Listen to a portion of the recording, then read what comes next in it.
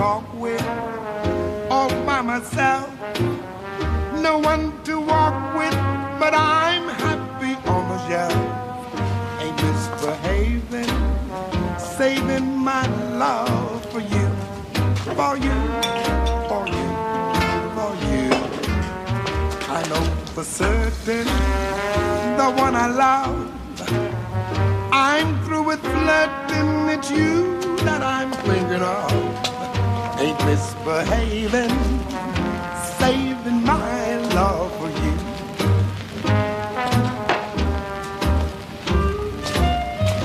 Like Jack Horner in the corner, don't go nowhere.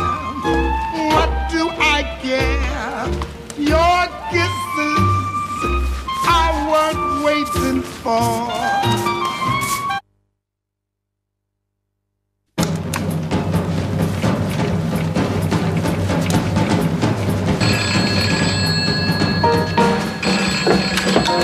Santé, fortune et bonheur. Laissez-moi votre bon Dieu de message.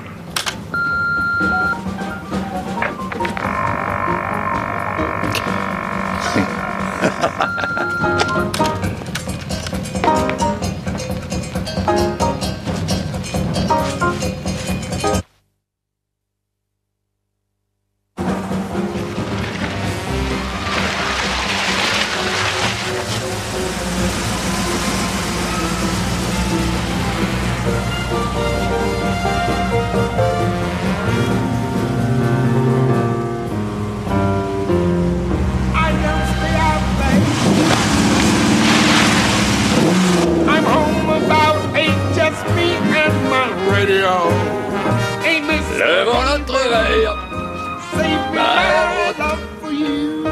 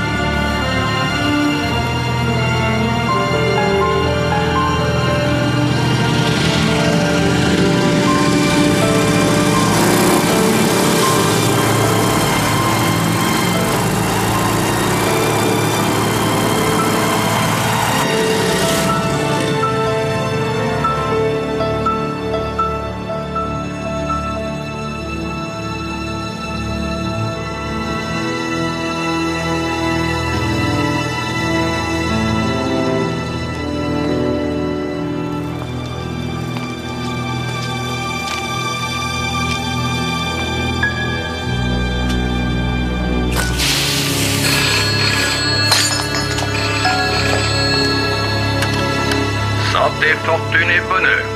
Laissez votre bon Dieu de message. Bonjour, monsieur. Ça s'est bien passé ce week-end, Lewis? Oui, monsieur, merci. Tant mieux pour vous.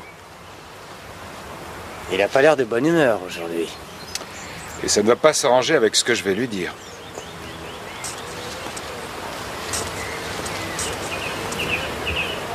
Vous êtes fatigué, monsieur? Oui. Pour quelle raison? Manque de sommeil. Vous avez essayé des somnifères? Non.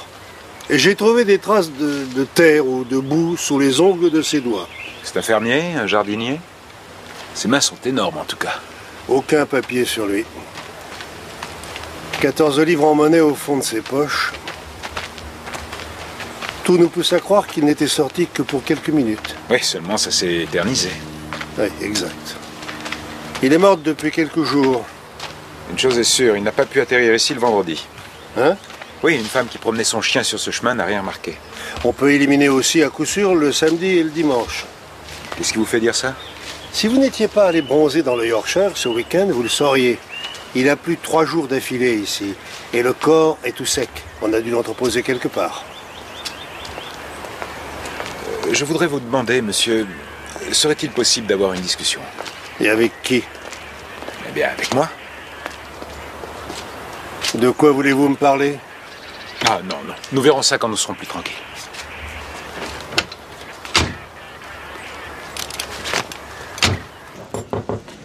Voilà tout ce que nous avons trouvé sur lui.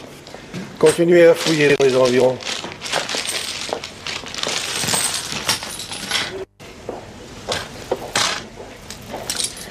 On dirait le logo d'une entreprise. Ah oui, je le connais. C'était Auto. Comment vous le savez? Bah, c'est à eux que je confie ma voiture. Quand nous y serons, j'aimerais assez que ce soit vous qui conduisiez cet entretien, Lewis. D'accord. Mais pour quelle raison? Oui, effectivement, c'est bien nos porte-clés. Mais ça ne veut pas dire pour autant qu'il appartient à un de nos clients. On distribue beaucoup de gadgets comme ça. Ah oui, je comprends très bien. C'est peut-être un de nos clients qui l'a donné à quelqu'un qui nous est inconnu. Bien, veuillez m'excuser une minute. Il ne s'agit peut-être pas d'un client habituel, monsieur. Ils offrent beaucoup ce genre de cadeaux. Néanmoins, s'il est client ici, y a-t-il moyen de savoir son identité? Posez-lui la question. Oh, ça va, pas la peine, j'ai entendu, je ne suis pas sourd. Je le connais, votre collègue. Il est un peu plus correct quand il faut lui réparer sa voiture de toute urgence. Oh, il ne faut pas lui en vouloir. Il dort assez mal ces temps-ci. Alors, s'il s'agit d'un client habituel, comment Attendez, peut-on... à mon avis, c'est peut-être bien la clé d'une moto, votre truc. Monsieur, il pourrait s'agir d'une clé de moto.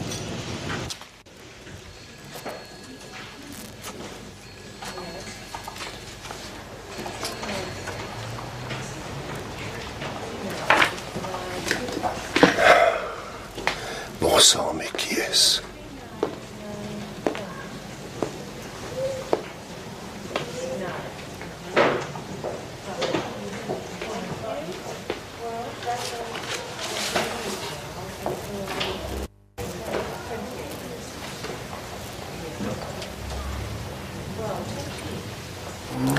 Monsieur, j'ai trouvé ce que c'est. Il possédait une Vincent Black Shadow et il s'appelait Harry Field. Dès que j'ai découvert son identité, tout le monde s'est parfaitement souvenu de lui.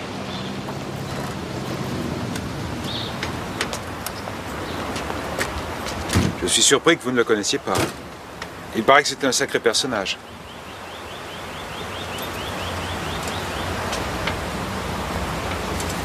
Bonjour. Bonjour. Vous connaissez l'homme qui vit ici?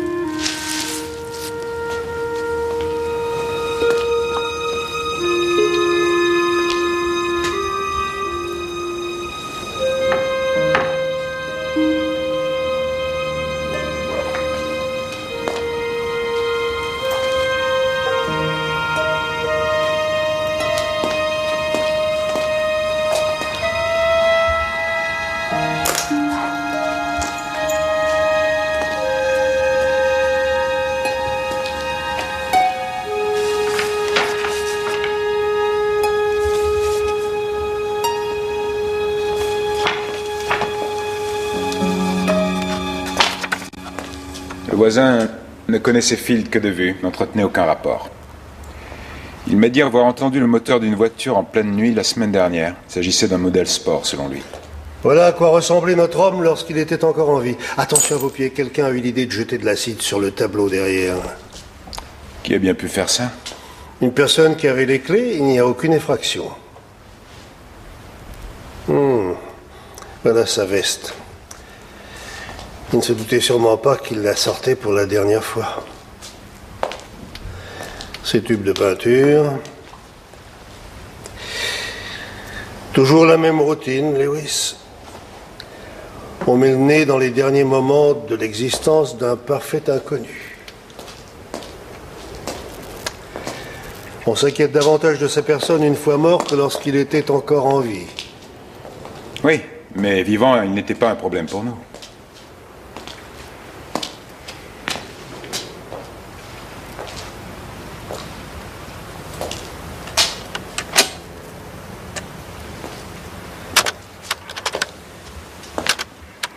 C'est moi, je pars travailler. J'ai la tête comme une pastèque. Appelle-moi si tu rentres pas.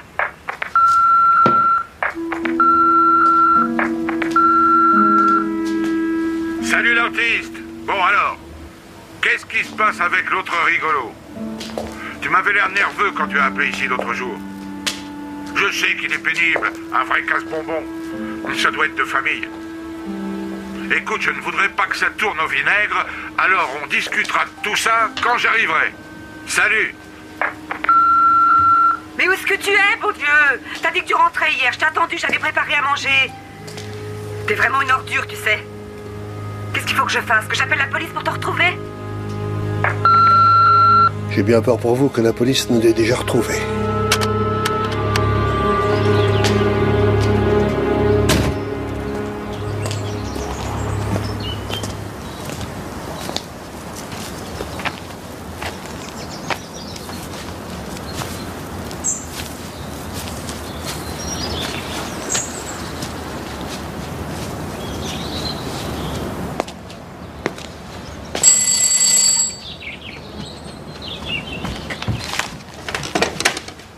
Oui?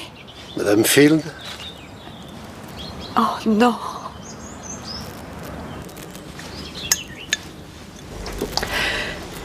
La boisson. Je savais que ça le tuerait d'une manière ou d'une autre. J'espère qu'il était saoul comme un cochon. Qu'il ne s'est pas rendu compte de ce qui se passait. Je m'en veux tellement. Je ne me pardonnerai jamais de l'avoir insulté au téléphone. Je ne crois pas qu'il ait entendu votre message, Madame Field. Il n'avait pas écouté son répondeur. Il avait promis qu'il serait rentré à la maison pour vendredi. Je l'ai attendu. J'avais préparé à manger. J'étais très en colère parce que j'avais fait un effort et lui non. C'est affreux. Je crois vraiment qu'il n'a pas écouté votre message. De toute façon, je ne le saurai jamais. Il restera un doute. Une question sans réponse. Quand l'avez-vous vu pour la dernière fois? Oh, c'est... La dernière fois que je l'ai vu, c'était il y a tout juste une semaine. Très tôt dans la matinée de dimanche. Il est allé à son atelier. Il n'arrivait pas à dormir. Il avait trop bu. Il était surexcité. Nous étions allés à une fête. Il y a une semaine tout juste. Je ne veux pas entendre de détails concernant l'accident. Je veux pas savoir dans quel état sont la moto ou le chauffeur qui arrivait en face. Je veux garder de lui une image intacte. Madame Field, votre époux n'a pas été impliqué dans un accident de la route. C'est une Vincent Black Shadow, une moto de marque anglaise. OAF. 749. Noir, bien entendu. C'est dans le nom du modèle. Il faut la trouver le plus vite possible. Salut l'artiste. Bon alors, qu'est-ce qui se passe avec l'autre rigolo? Tu m'avais l'air nerveux quand t'as appelé ici l'autre jour. Je sais qu'il est pénible. Un vrai casse-bonbon. Ça doit être de famille. Écoute, je voudrais pas que ça tourne au vinaigre, alors on discutera de tout ça quand j'arriverai. Salut! Qui est-ce? Le père de Harry. Il est parti en voyage en Espagne. Savez-vous de qui il voulait parler? Non. Une personne a appelé plusieurs fois votre mari, mais sans lui laisser de message. Savez-vous de qui il s'agit? Non. Est-ce que quelqu'un l'a appelé ici au cours du dimanche? Non. Vous ne l'avez donc pas vu pendant 7 jours d'affilée? Écoutez, il n'y a rien de bizarre là-dedans. Ça arrivait souvent. On ne fonctionnait pas comme un couple normal, on s'accordait des libertés. Harry adorait prolonger les fêtes plusieurs jours. S'il disait c'est une belle fête ce soir, je savais que je ne l'enverrais pas avant plusieurs jours. Il fallait qu'il se libère complètement. Pour noyer le démon, comme il disait. C'est pour ça que lorsqu'il m'a téléphoné le jeudi, je croyais vraiment qu'il rentrerait le lendemain. Il vous a dit où il se trouvait? Non, j'étais au travail, il m'avait laissé le message sur le répondeur. Il a juste dit Salut, c'est moi. Je rentrerai demain. Et le lendemain, j'ai constaté qu'il n'était toujours pas là. Mon Dieu, quand je pense que je lui ai téléphoné pour le maudire.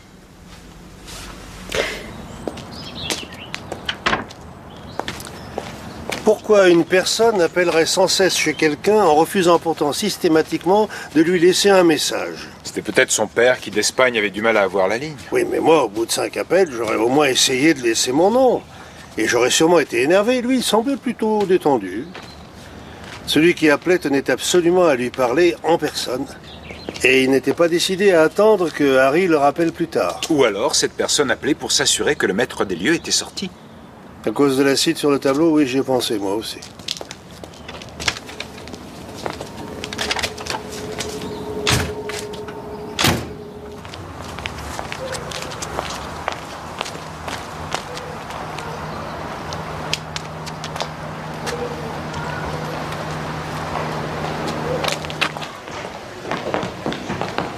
Hé, est-ce que tu remarques quelque chose?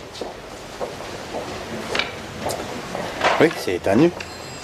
Un autre nu. Toujours un autre Les nu. visages imbéciles. C'est toujours la même personne. Ah ouais, c'est vrai. Elle est toujours toute nue.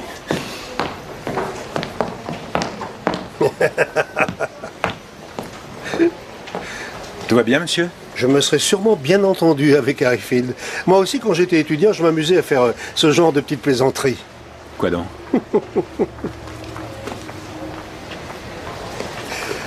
Ventosa veri restabit.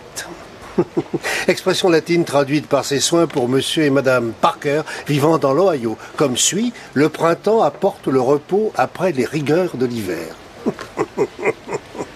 Ah oui? Je viens de recevoir le rapport... Ce qui en anglais, en remplaçant le V par le W, donnerait Ventosa veri restabit. Quand les orteils sont là, il faut se reposer. Ne parlez pas latin, et alors? Non. Non, vous n'y êtes pas, c'était une blague. Une farce généalogique, des blasons grotesques. Il semble qu'Harry était coutumier du fait. Felix noctu exponendos. Ça a l'air hilarant, monsieur. Créé pour monsieur et madame Pfeffers de Chicago et traduit comme suit: bienheureux l'homme qui ose sortir la nuit dans les ténèbres. Et la vraie signification? Le soir, mettez le chat dehors. Un sacré farceur, on dirait. Oui, il savait rire, c'est indéniable. Et il détestait porter un casque de moto.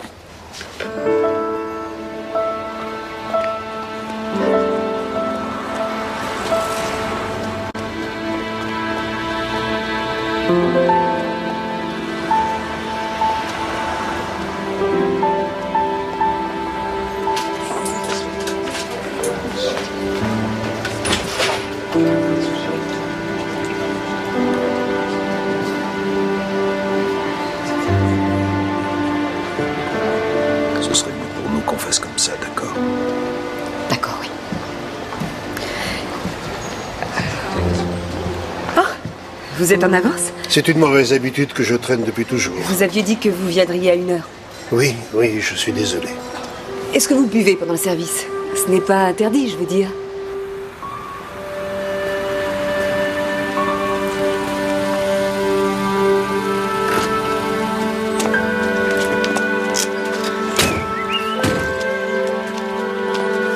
D'ordinaire, je ne bois jamais avant déjeuner. Enfin, pratiquement jamais, quoi. Ça me provoque des migraines. Je n'aime pas les pubs. Nous avons découvert ceci dans l'atelier de votre mari.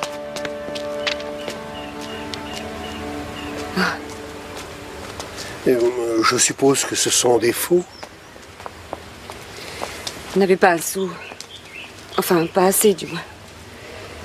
Il ne nous restait pratiquement plus rien une fois payé le transport en avion. On ne gagnait pas d'argent avec ça. Enfin, disons, des broutilles, quoi. Ces blasons nous rapportaient de quoi acheter quelques bouteilles de vin. C'était une idée de Harry. Il disait que c'était ce que tout le monde voulait. Un blason, l'impression d'avoir une histoire. Voilà ce qu'il offrait. Même si ça lui donnait souvent le sentiment de se prostituer, au passage. Est-ce qu'il vendait bien ses propres tableaux? Non, il faisait de la restauration à côté. Il fallait bien faire bouillir la marmite. Et ça le dérangeait de faire ça? Oui, évidemment. Il voulait être peintre. Ça vous plairait, vous, de faire la circulation? Qui posait pour lui? Personne. Il ne pouvait pas payer de modèle. Salut Hélène, tu viens déjeuner tôt aujourd'hui. En effet, oui. Nous avons trouvé son casque de moto à l'atelier. Ah. L'ordinateur de police m'a appris qu'on l'avait condamné une fois pour absence de port de casque. C'était il y a des années, ça. Mon Dieu, vous n'avez donc rien de mieux à conserver dans vos archives? Il avait droit à 35 livres d'amende et à un sermon du juge. Il avait demandé s'il pouvait porter un turban parce qu'il était de religion sikh. Il était comme ça, toujours très arrogant. Il adorait défier l'autorité. Si j'ai abordé le sujet, c'est parce qu'on a découvert son corps dans un endroit perdu. Il a pu se rendre là tout seul, mais nous n'avons pas retrouvé sa moto. Avez-vous une idée de l'endroit où il pouvait se rendre ou avec qui il avait rendez-vous? Non, je vous l'ai déjà dit. Quand êtes-vous allé à l'atelier la dernière fois? On est allé y prendre quelques bouteilles pour la fête de samedi soir. Vous avez seulement pris des bouteilles? Nous avons bu un verre. Et il n'aurait pas jeté un œil sur son répondeur par hasard? Il n'y avait aucun message. Comment le savez-vous? Le voyant d'appel n'était pas allumé. Vous vous rappelez ce détail? Il y avait peu de chance que je l'oublie. Harry a regardé le répondeur et a dit « Tiens, tu vois, personne ne m'aime. »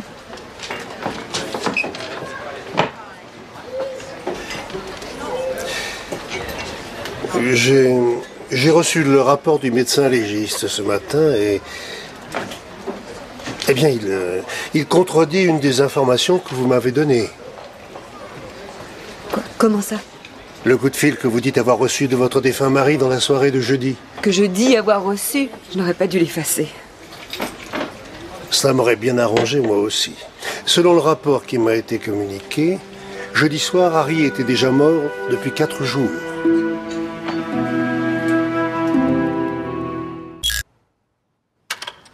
Santé, fortune et bonheur.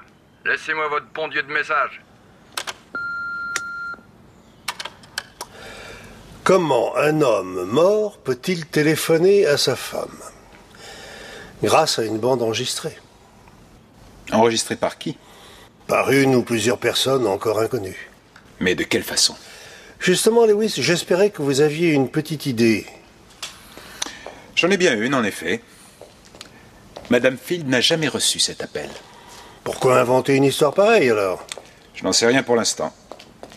Mais le légiste a encore moins de raisons de nous mentir. Évidemment, vu sous cet angle... Vous savez ce que je fais toujours quand je récupère ma voiture du garage, Lewis? Vous allez l'arroser? Oui, mais d'abord je fais un tour pour voir si tout va bien. Et ensuite seulement je prends un verre. C'est un plaisir vraiment voluptueux, je peux vous le garantir. Si je me souviens bien, M. Gordon au garage a dit hier que Harry était étonnamment sobre lorsqu'il est venu reprendre son engin. Il est sûrement allé boire un coup ensuite. Mais auparavant, il a voulu aller tester sa moto sur la route. Il n'avait pas de casque sur la tête parce qu'il ne craignait pas d'être vu par la police, donc il faisait nuit.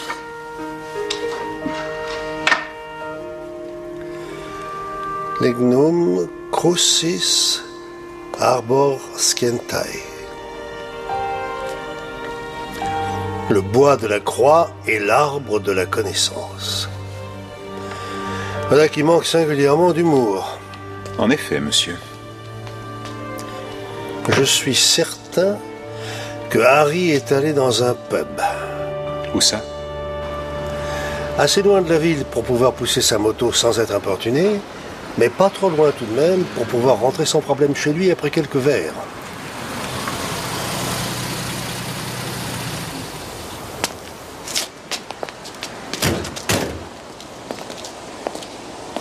Ce sont les avantages de la vie à la campagne. Quoi donc, monsieur? Le fait que cette moto n'ait pas été volée. La question est, comment a-t-il fait pour aller d'ici à l'endroit où on l'a retrouvée? Bonjour. Bonjour, monsieur. Bonjour. C'est vous qui l'avez signalé? Non, c'est moi qui l'ai trouvé, monsieur. Ah.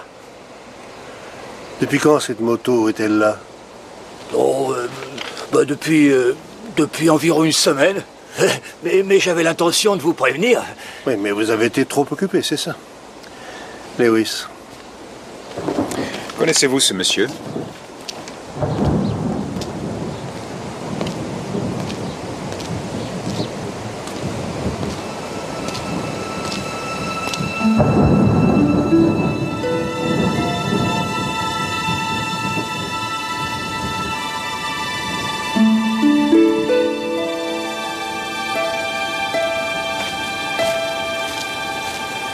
J'avais l'intention de vous prévenir. En fait, il comptait la récupérer pour lui. Si personne ne l'avait réclamée avant 3 mois, elle était à lui. Harry n'aurait jamais laissé sa moto comme ça. Il s'est certainement passé un truc. La moto aurait vraiment appartenu à ce type au bout de 3 mois? Les compagnies d'assurance arrêtent leurs recherches passé ce délai. Mais la moto est toujours considérée comme volée. Vous n'avez pas assez potassé votre code pénal. Pardon, monsieur? Le code pénal, vous en avez bien sur votre bureau, non? Il faudra le relire. Quand un sergent en civil du CID se met à lire ce genre de publication, il n'y a pas 36 explications. C'est soit qu'il n'a pas assez de travail, soit que sa femme souhaite qu'il passe inspecteur.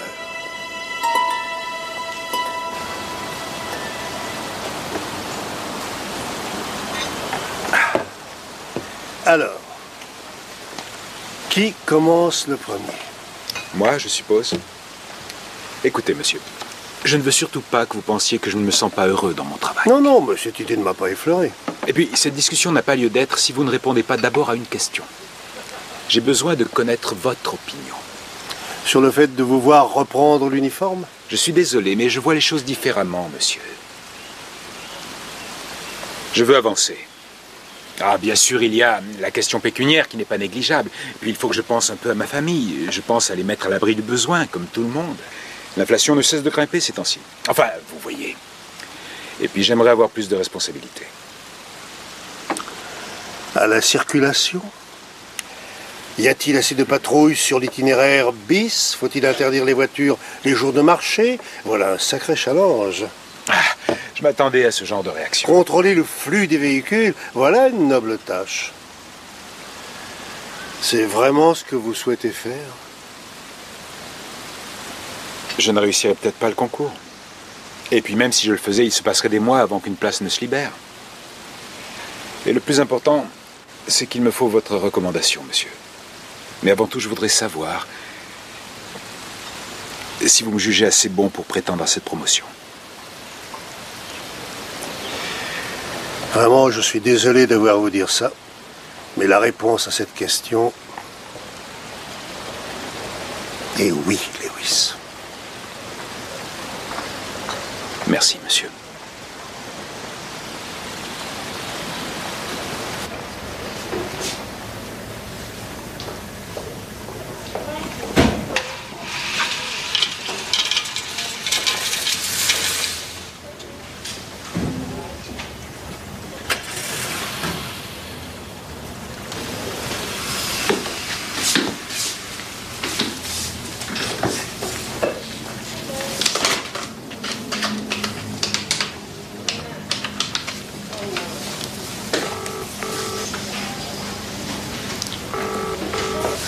Santé, fortune et bonheur.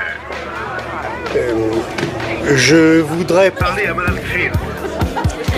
Une seconde, mon vieux. Hélène! Un type bizarre au téléphone pour toi. Oui? Madame Field, c'est Morse. On fait la veillée. Harry avait laissé une vraie fortune pour tout payer. Vous pouvez venir? Ça ne fera qu'un de plus. Bien, j'arrive. Je vous remercie.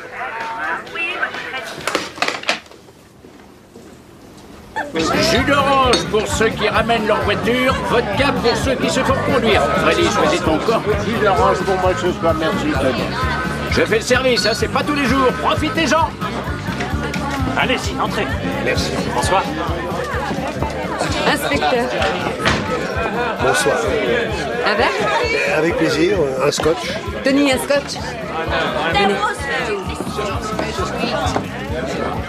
Ils se sont tous invités pour faire la fête.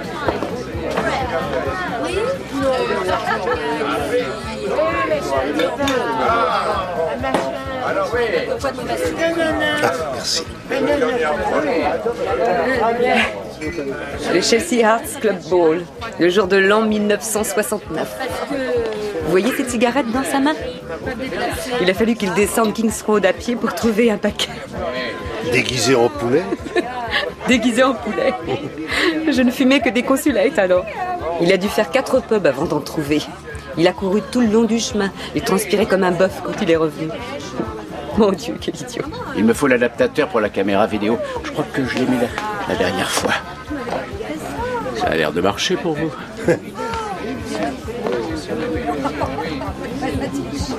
Tony est un très vieil ami de Harry. Vous êtes particulièrement ravissante ce soir, madame. Je pense que je vais vomir dans peu de temps.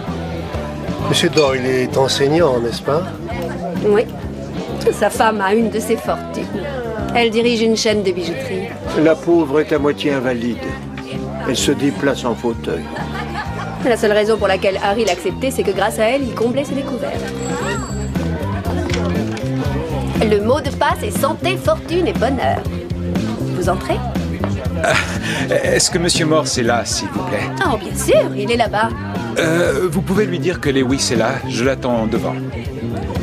Harry et moi étions dans une foire au vin dans la ville de Cahors. Alors, Harry... Oui, je connais cette ville. Il y a un très joli pont qui traverse la rivière. Freddy Oui, j'arrive. Laisse-moi juste une petite minute. Je disais donc qu'Harry, c'est une anecdote vraiment très drôle. Lewis?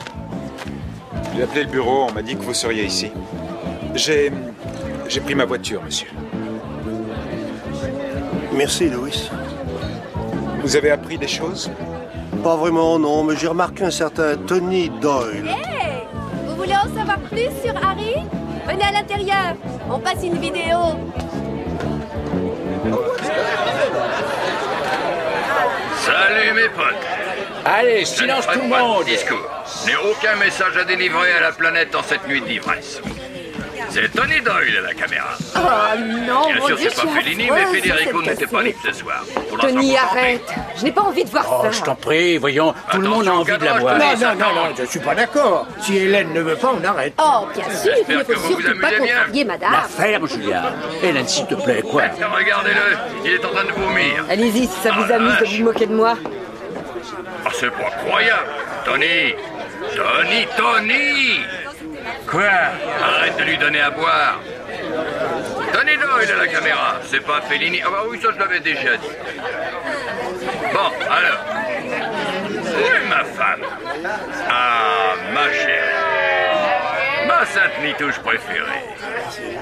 Ma petite bourgeoise des villes. Il m'en a fallu du boulot pour la déniaiser un peu, la gamine.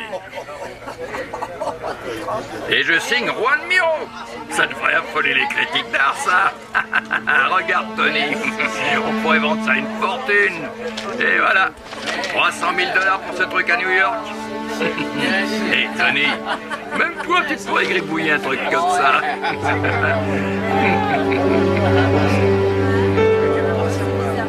Je plaisante, Tony, te fâche pas. J'adore ce mec-là.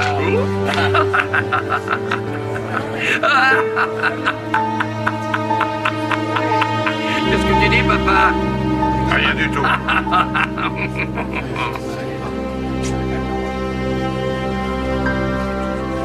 Ah oui, bon, allez. Encore une fois.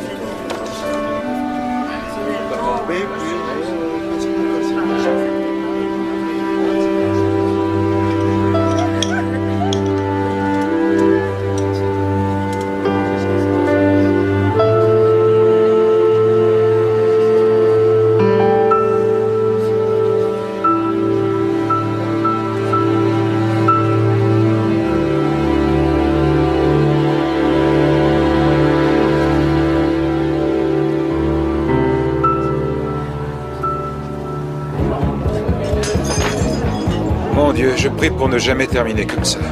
Je vous rassure, Lewis, je ne crois pas que ça vous arrivera. Alors, il est tel que vous l'aviez imaginé? Il était plus amer que je ne le croyais. Oui, c'est vrai. Et alors? J'ai pas peur de le dire. Bon, eh ben, moi je vais regagner mes pénates avant que ça ne dégénère. Je te ramène, Julia. Il faudrait mieux que tu rentres aussi. Non, je l'ai aimé, moi. Tu peux comprendre ça. Il me parlait à moi, plus qu'il ne l'a jamais fait avec elle. Il se sentait tellement seul. Ah, mais elle va pas se taire un peu. C'est pas la peine de rajouter, ça va, bon sang. Julia, calme-toi. Tony, notre ami la limace.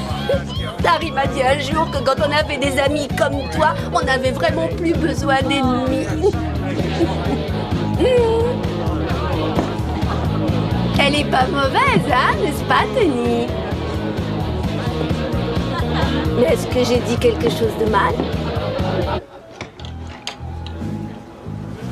Vous avez un verre? Non, j'ai assez bu, je n'ai pas arrêté toute la soirée. Vous êtes dans une fête, profitez-en.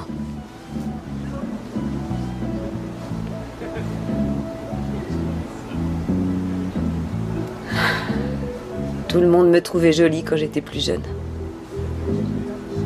Matisse? Harry ne jurait que par lui à cette époque-là. Comme il disait, si on attend l'inspiration, on ne récolte que des découvertes. Tout ce que faisait Harry ressemblait à chaque fois au travail d'un autre peintre? Bingo! Et c'était justement ça, le plus grand drame de sa vie. Il n'avait aucune originalité, aucun style personnel. Par contre, quel fêtard, même dans la mort.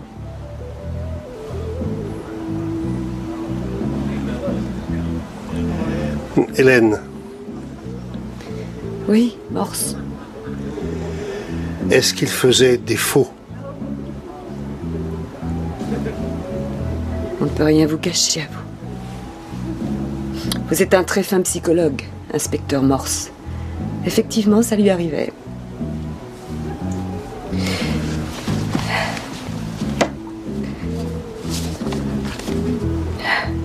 En voilà la preuve. Un Whistler.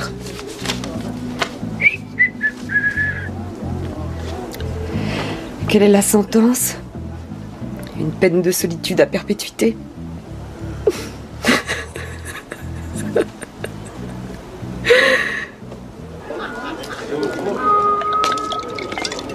Ils sont venus, ils sont tous là, les amis de Harry Field.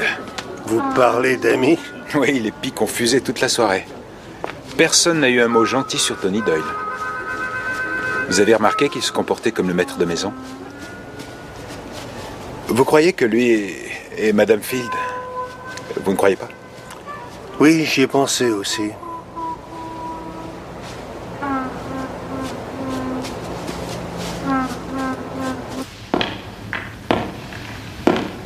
Tiens, bonjour.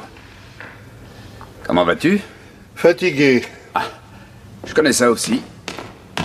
Tu prends des somnifères? Non, j'ai horreur de ça. T'as bien raison. Je te remercie de me recevoir si tôt, Yann.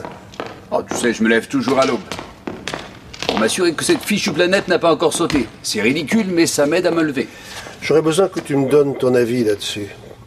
Je ne te dis rien, je te laisse découvrir. Ah, voyons ça. Viens.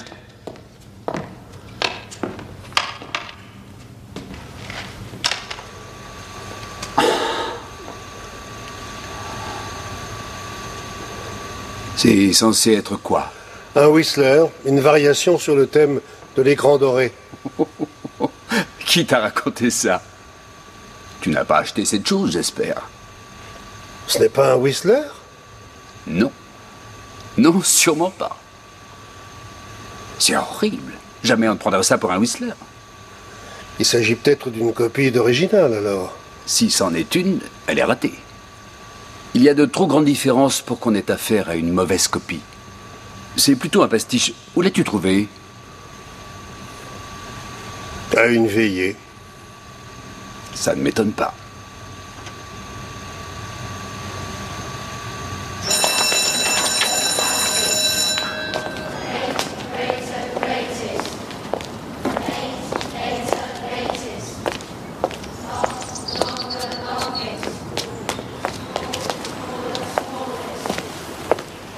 qu'il faut considérer dans le dessin, c'est la perspective.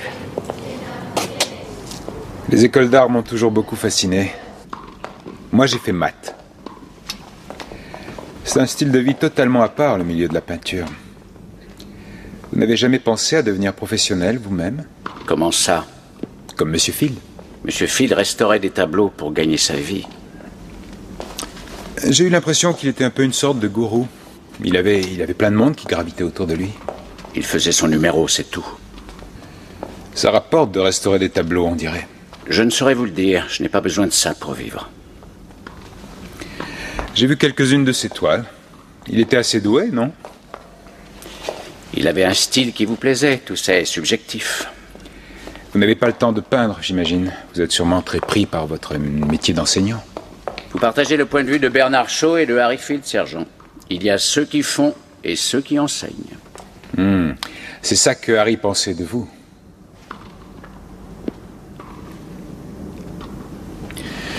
Est-ce que vous sauriez me dire qui a servi de modèle pour ce tableau? Non. Il l'a peint plusieurs fois. Sûrement un visage pris dans une revue, il copiait souvent. Ah, vous croyez?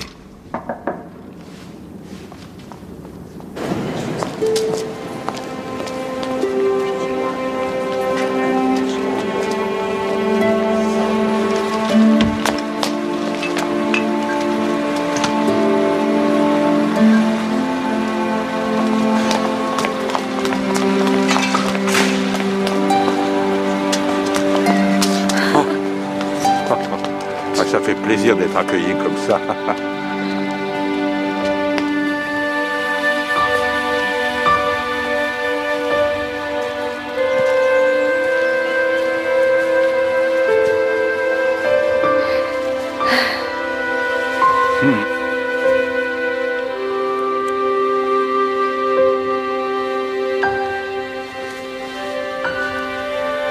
J'espère que c'était une belle veillée.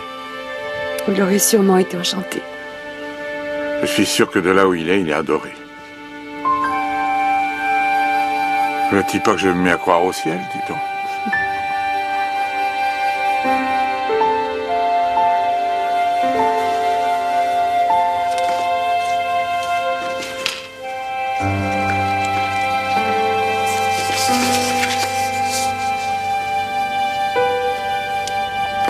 Je suis désolé. Veuillez sortir, monsieur.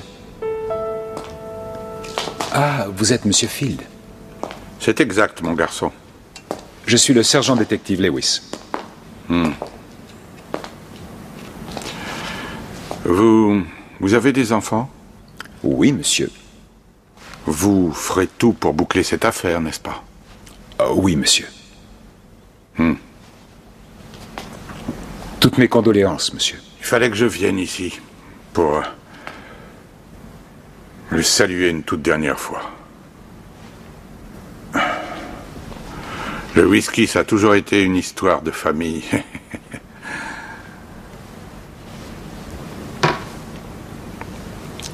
Une idée de qui le détestait assez pour vouloir l'assassiner?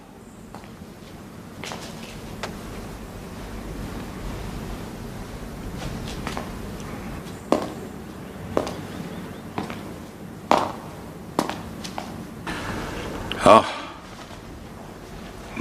Chaque tableau raconte sa propre histoire. Monsieur, vous avez laissé un message sur le répondeur de votre fils. Ah, vraiment? Oui, vous y faites allusion à quelqu'un qui serait Casse-Bonbon. De qui s'agit-il? Je ne me souviens plus. Il y en a tellement sur cette terre. Je suis obligé de me calmer sur la boisson depuis quelque temps. C'est déprimant quand je vois tout cet alcool. Seigneur, je déteste le jus d'orange et le jus de pomme. Harry Field était un habitué de cet endroit, non? Je suis négociant en vin et ce cher Harry ne crachait jamais sur une bonne bouteille, même s'il ne m'achetait que les moins chers. Vous a-t-il parlé d'un tableau qu'on lui aurait commandé? Je ne crois pas. Mais il évitait d'aborder ce genre de sujet avec moi. Il avait toujours une ardoise à régler ici. Il s'agissait probablement d'un paysage qu'il devait peindre? Vraiment? C'était effectivement une commande, alors il n'aurait jamais peint une chose pareille. Il disait avoir horreur des paysages. Mais s'il y avait de l'argent au bout, il préférait peindre les gens. Je lui disais qu'il peignait bien les gens parce qu'il les aimait. Il me répondait que j'étais une vieille bourrique sentimentale. Allons boire à sa santé. Merci.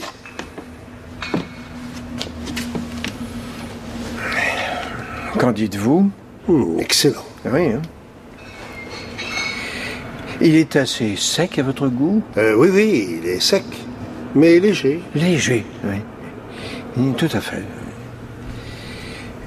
Harry l'adorait. J'avais noté qu'il en avait une caisse ou deux. Le Grand Cru. Une Rolls-Royce pour le prix d'une Mini Cooper. Je parie qu'il est très ferme également. En effet. Il est fin, non? Très fin, oui.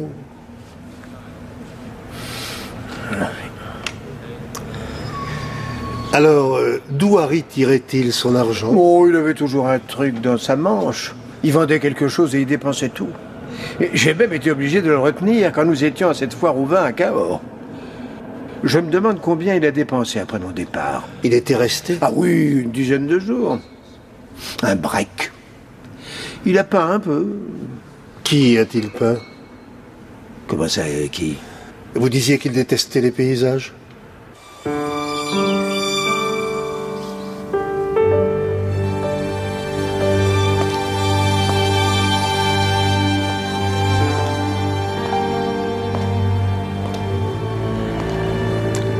Lignum crucis arbor scientiae.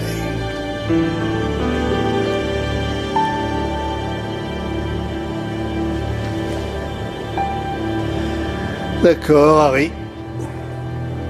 Je crois avoir saisi.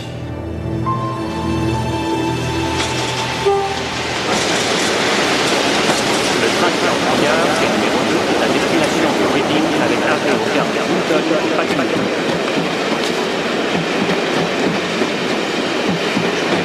Bonjour. Il n'est pas encore là? Il est ressorti. Pour aller où? À Londres. Il ne m'en a pas parlé? Bah, t'as qu'à potasser le code pénal. Ça pourra toujours te servir. Tes plaisanteries pèsent une tonne.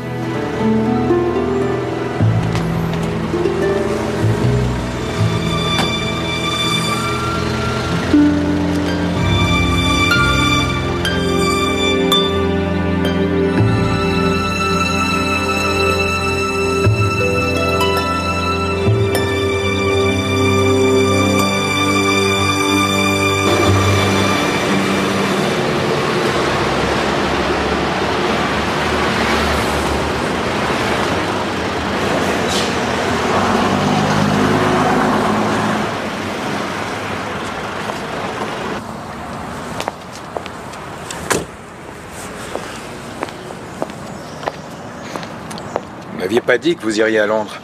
Que je sache, nous ne sommes pas mariés, Lewis. Pardon. J'avais une petite idée qui m'empêchait de dormir.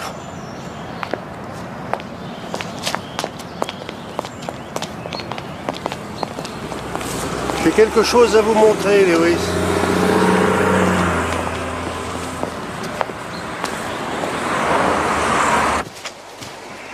J'ai failli avoir une idée de génie aujourd'hui. J'ai regardé les tableaux où la fille a posé pour Harry. J'ai reconnu la tour d'un des tableaux, celui où on la voit flotter en l'air, et j'ai pensé que les maisons à côté étaient peut-être celles où elle habitait. Mais une fois sur place, je n'ai absolument rien reconnu. Les peintres ont toujours eu la curieuse habitude de peindre ce qu'ils voyaient au lieu de se contenter de reproduire la réalité. Doyle dit qu'il a dû copier le visage à partir d'un magazine. Peut-être, mais il la peignait très souvent. Oui, ça je suis d'accord. Ça tourne presque à l'obsession même. Hélène m'a dit qu'il faisait des copies de toiles connues. Seulement, je sais par un ami qu'il n'avait aucun talent pour ça. Pourtant, il travaillait sur quelque chose. Je me suis rendu à l'Institut des Armoiries à Londres. Lignum crucis arbor scientiae. Je trouvais ça un peu pompeux pour être une invention de Harry. J'ai parlé à un gentleman qui se targue d'être un spécialiste des armoiries. Ah oui? Oui, on appelle ça un héraldiste. Cette devise a été prise par la famille Fitzwilliam à Oxford en l'an de grâce 1437. Leur château a brûlé entièrement en 1734. Un nouveau château a été bâti en 1750. Harry venait de commencer à en peindre un tableau. La famille Fitzwilliam a disparu, elle, depuis longtemps, mais la propriété n'est pas abandonnée. Elle appartient à un client du garage où on a trouvé la moto. Paul Eugène Earle. Nous sommes à moins de 300 mètres de l'endroit où la moto a été retrouvée. Ça fait beaucoup de coïncidences, non?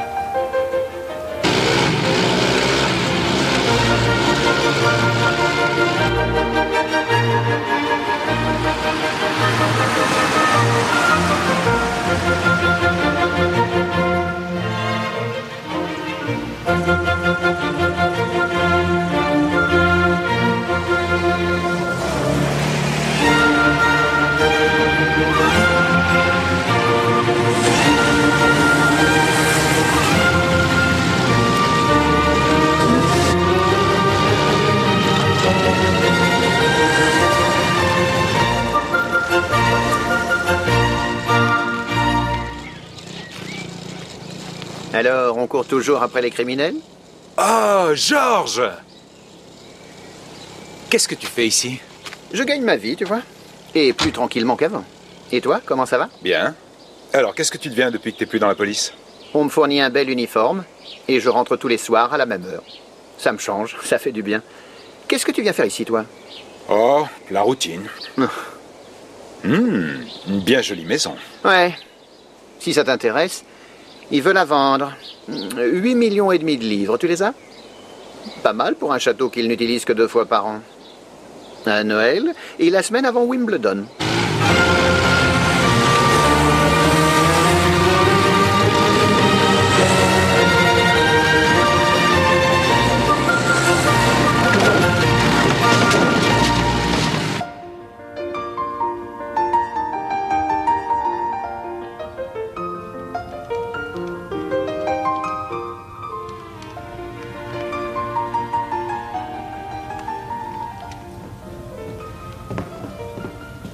Des appels?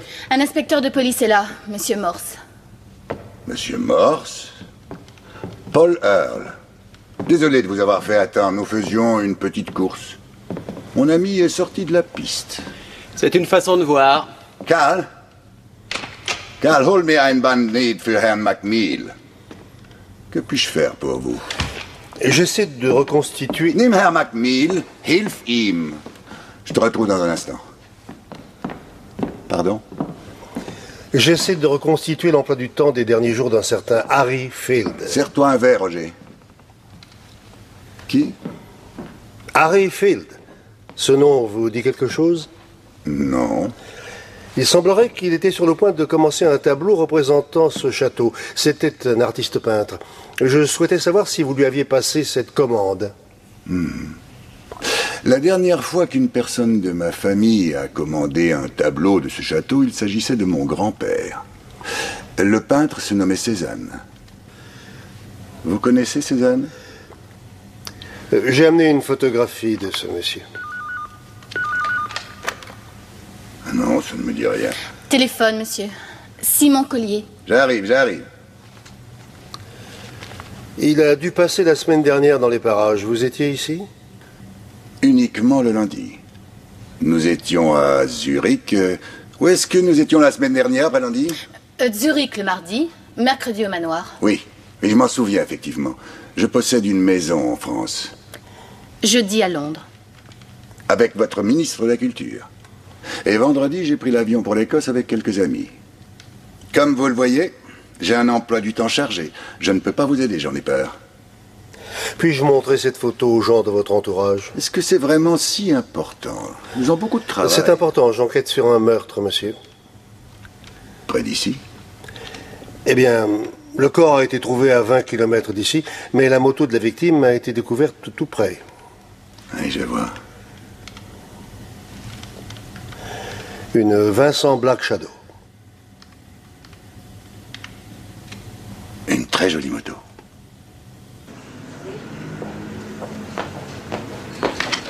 Ah, je vous attendais, monsieur. Paul Earl. Il n'a recouru au service du garage CTA que 2 fois et il n'y a pas été présenté par Harry Field. Il n'y a aucun lien entre eux. Et le jour où Madame Field dit avoir reçu le fameux message de son mari, Earl était à Londres. Avec le ministre de la Culture. Oui. Pourquoi le château de Earl? Je me demande bien ce qui pouvait l'attirer. Eh bien, peut-être l'a-t-il seulement copié d'après un magazine, comme pour la fille. Le château existe, Lewis, pas la fille.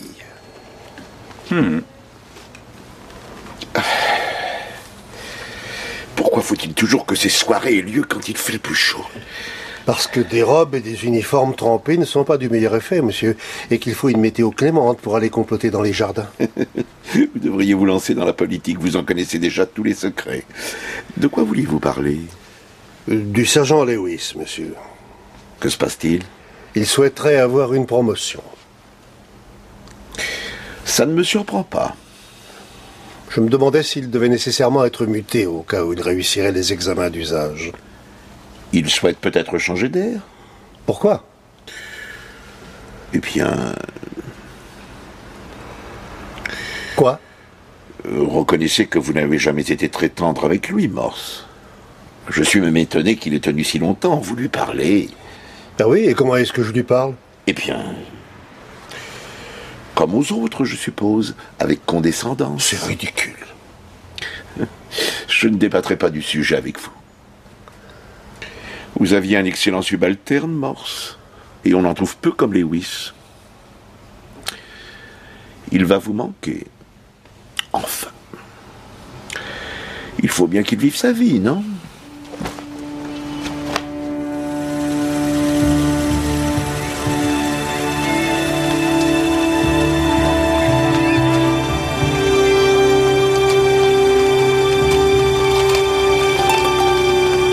On n'est pas pour longtemps à réparer. Ah ouais, combien de temps? Je t'avais dit que je devais absolument aller à la sécu aujourd'hui. Ça fait 2 semaines que tu dois la changer, ta batterie. Maintenant, c'est trop tard, ça va être fermé. Je t'avais dit que c'était important. C'est sur moi qu'elle roule pour demain.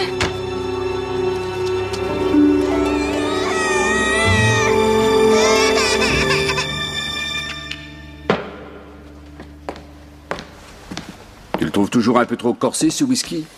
Je commence à m'y habituer. T'es en voiture? Non, je me suis fait déposer par le superintendant. Il allait à une réception à la chancellerie. Ton ami Earl doit sûrement y être.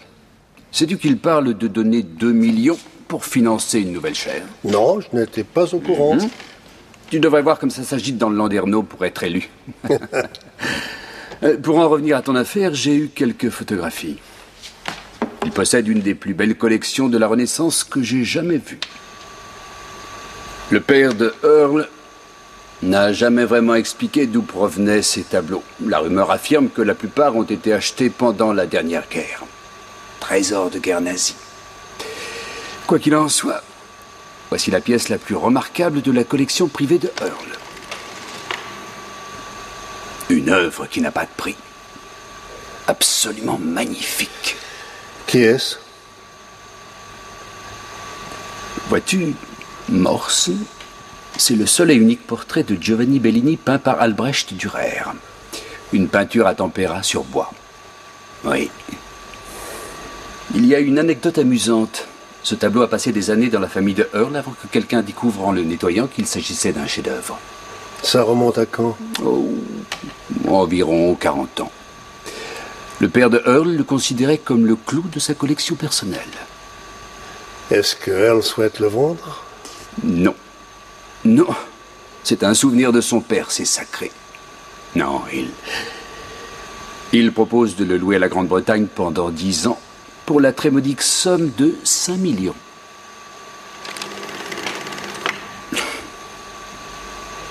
Un Tiepolo extrêmement rare. C'est une collection superbe. Mais est-ce qu'un quart de million de personnes accepteront de payer 2 livres chacune pour la voir? Les appuis de Earl à Whitehall disent que oui. Qui est-ce? Jane Marriott. J'ai essayé de vous joindre hier soir. J'étais en train d'étudier la Renaissance. Celui qui a construit ce quartier aurait dû en faire autant. Bon travail, Lewis. Félicitations. Merci.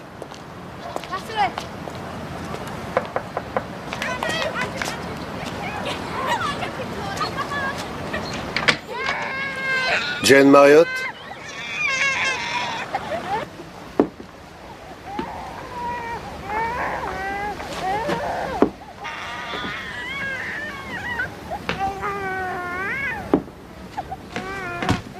Je ne sais pas ce qu'elle a. Asseyez-vous. Non, ça va, merci. Qui est-ce qui vous a parlé de moi? C'est mon sergent qui vous a reconnu, d'après un des tableaux de Harry. Elle va se calmer dans une minute. C'est l'alcool qui l'a tué? Non, une chute. Il était encore bourré. Pauvre vieux Harry. Comment l'avez-vous connu? Par un de mes profs à l'école, Tony Doyle. Ils étaient copains. J'avais un peu... Je devrais pas vous le dire, j'avais 15 ans à l'époque. Mais il n'y a rien eu de bizarre. J'ai un peu posé pour Tony des photos pour son boulot. Enfin, c'est ce qu'il disait. Harry a vu quelques portraits, il a voulu me peindre. Il était correct, il payait rubis sur l'ongle. Comment vous vous entendiez avec Harry? Oh, très bien. En plus, il avait du talent. Ma mère a un tableau de lui chez elle. Et vous en avez un? Non.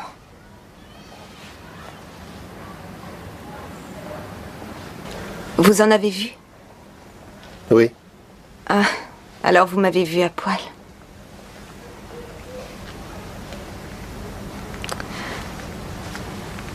Sa femme doit être bouleversée. Oui. Vous la connaissez? Non. Mais il en parlait souvent. Elle peut pas avoir de gosse, je crois. Hénarde. Pourquoi vous peignait-il si souvent? J'étais son modèle. Vous aurait-il parlé d'une personne du nom de Earl? Qui? Vous avez connu Harry? Non. C'était quelqu'un de très généreux. Vraiment très sympa. Il rigolait tout le temps. Oui. Vous garderez toujours un bon souvenir de lui. Oui. Pauvre Harry. Il me peignait plus jolie que dans la réalité. C'est pas rien quand même.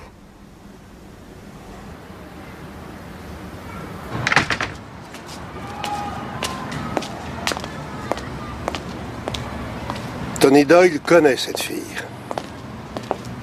Pourquoi a-t-il menti? Pour éviter qu'on découvre ses penchants. Vous avez fait du bon travail, Louis. Est-ce que ça va, monsieur? Un peu déprimé.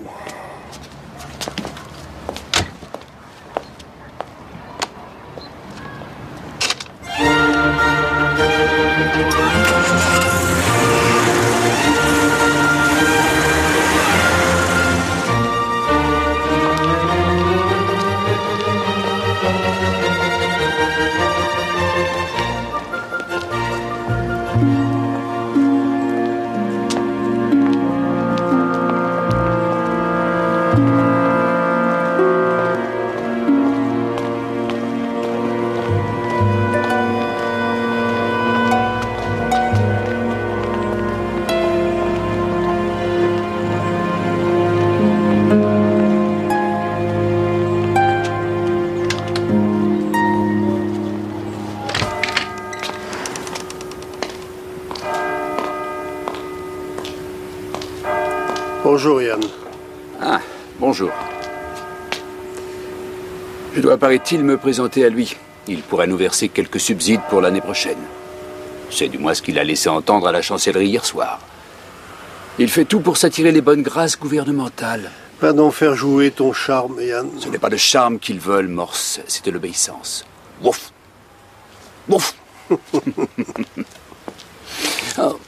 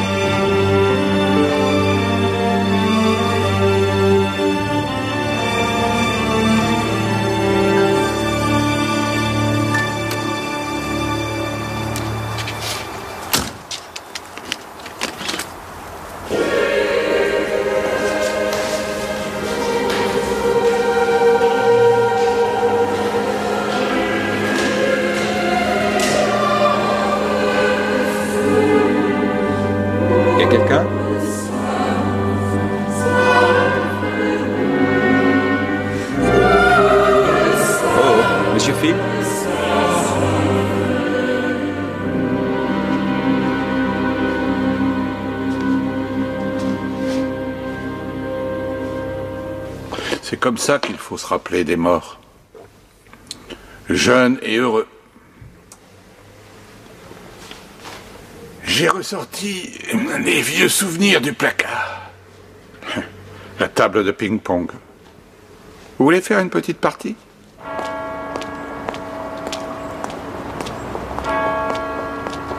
Ian Matthews m'a remis ceci. C'est un Cézanne représentant la maison de Earl en France. Apparemment, le grand-père l'avait acheté 80 livres. Ah, c'est très joli. Elle est à 30 km de la ville de Cahors. C'est là que Harry Field est allé l'année dernière pour une foire au vin. C'est intéressant, vous ne trouvez pas? J'ai vu le père de Harry. J'ai fait une partie de ping-pong avec lui. Il y jouait souvent avec son fils. Il se débrouillait bien, il m'a même battu. Le nom de Paul Earl ne lui dit rien du tout. Harry lui aurait sûrement parlé de lui s'il se connaissait. Il était très proche de son père. Par contre, il s'est emporté au nom de Tony Doyle. Il ne l'a jamais aimé. Harry non plus, d'ailleurs. Il a dit pourquoi? Oui, c'est un citadin. Oh, quelle tare accablante. Je me pose des questions sur l'argent que Doyle ne cessait de donner à Harry. Pourquoi est-ce qu'il faisait ça? Peut-être qu'il se sentait tout simplement coupable d'avoir une aventure avec la femme de son soi-disant meilleur ami. Harry devait être au courant de l'attirance que Tony éprouvait pour les jeunes filles. Et il l'aurait fait chanter avec ça? Non, ce n'était pas son style. Je crois que Doyle continue ses détournements de mineurs. Vraiment? Mais le chantage, c'était pas le style de Harry. Et puis, soyons sérieux, ces sommes, ça se montait à combien? 20 livres par-ci, 15 livres par-là? Et au bout d'un certain temps, ça finit par faire un joli pactole. Je sais, mais je n'y crois pas. Harry semblait n'avoir aucun scrupule à aller demander de l'argent à Tony Doyle. Il savait qu'il était l'amant de sa femme. Pourquoi aurait-il refusé l'argent que son ami semblait lui offrir en contrepartie? D'accord, mais ça ne suffit pas à expliquer comment il pouvait s'offrir. Des gens comme Harry arrivent toujours à s'en sortir, Lewis. Mais ils ne s'abaissent pas à faire chanter les autres. C'est une attitude trop dégradante. Vous saviez que la femme de Doyle était très riche? Elle appartient à une famille de joailliers. C'est grâce à ça qu'il peut s'offrir une Aston Martin avec un salaire d'enseignant. Et la voiture que le voisin a entendu devant l'atelier de Harry au petit matin avait tout l'air d'être un modèle sport, avec un gros moteur. C'était peut-être la Ferrari de Paul Earle, mais Paul Earle ne couchait pas avec la femme de Harry. Doyle n'est pas un assassin.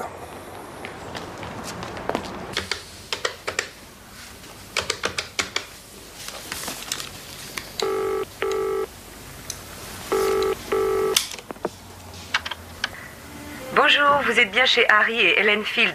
Nous ne sommes pas là pour l'instant, laissez un message après le bip. Salut, c'est Harry. Je serai rentré pour demain soir.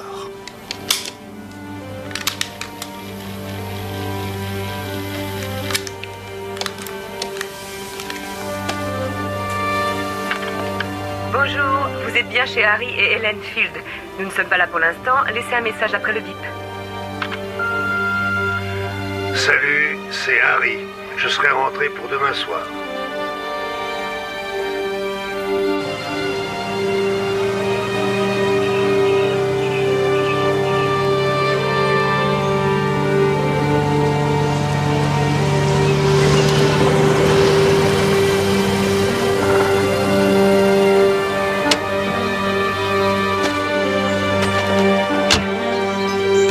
Ils disent que ce sont des enfants qui ont fait ça. Et pourquoi pas une combustion spontanée? Pourquoi pas la colère de Dieu? Qui sait?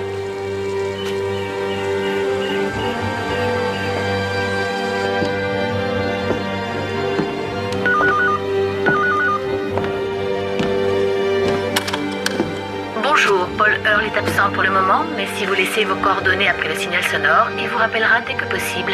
Merci.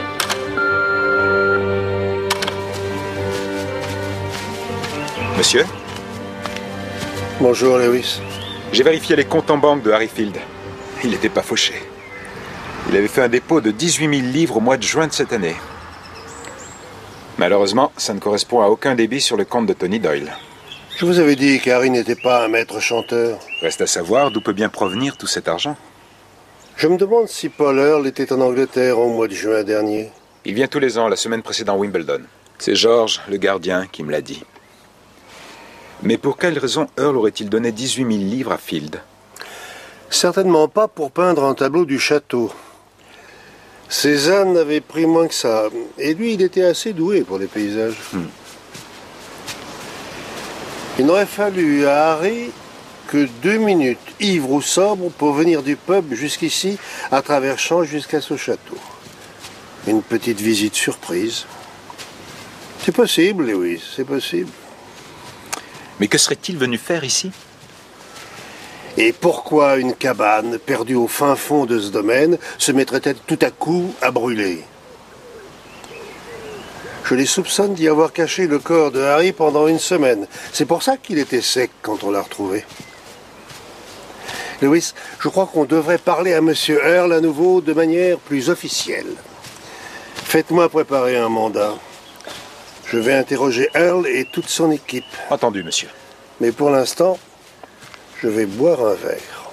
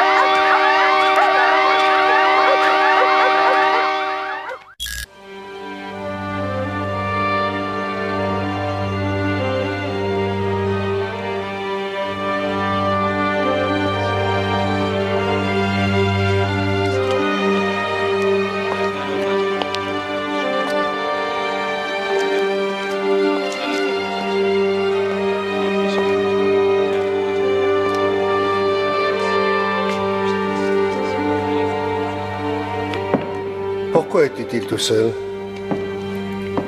Il lui arrivait quelquefois de sortir seul. Pour quelle raison, mademoiselle? Pour rencontrer d'autres gens dehors? Je n'en sais rien. Étiez-vous ici au mois de juin? Oui, pour Wimbledon.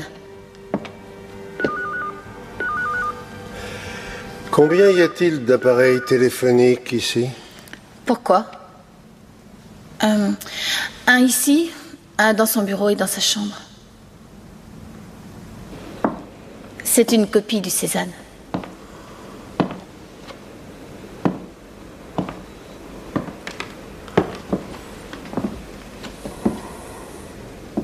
Une copie, bien sûr.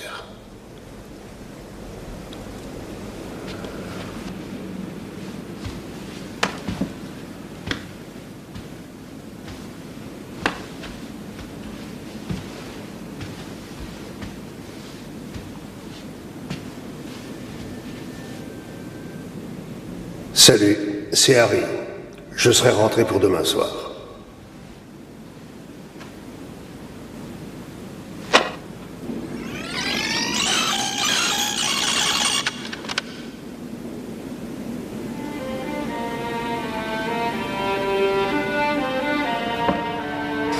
Monsieur Earl m'avait parlé de Harry Field une fois. Vous le connaissez bien? Pardon, monsieur. Je ne peux pas comprendre.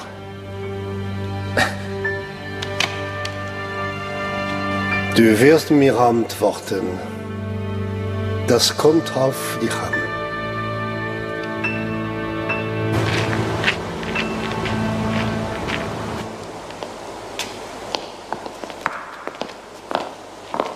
Quelque chose? Non.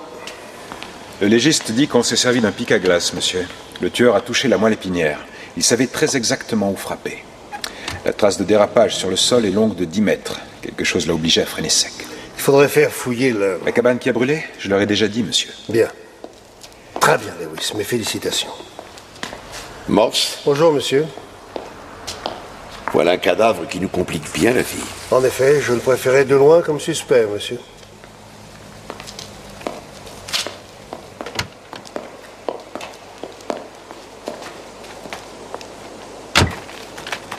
Tiens, alors il paraît que tu nous quittes bientôt.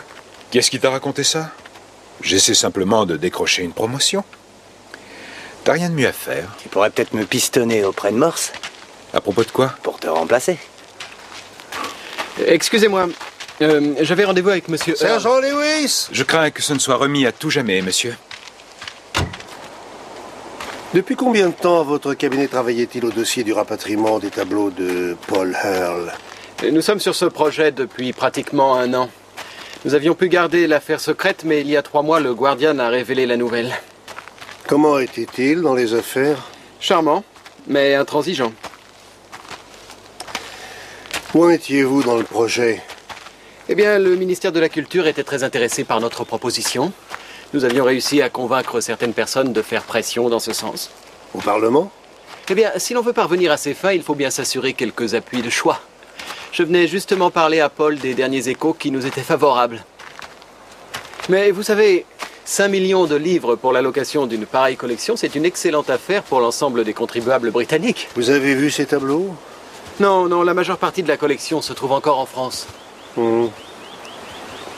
Je suis certain que les contribuables de notre pays auraient été ravis d'épargner à M. Earl les coûts d'entretien et d'assurance de ses œuvres. Mais ils auraient eu la chance de pouvoir les admirer. Pas ceux qui vivent à Newcastle.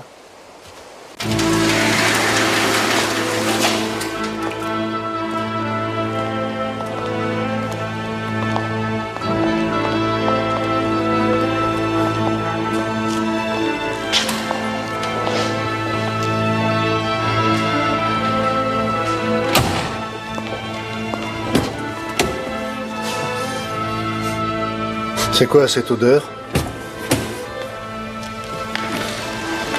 Un produit nettoyant.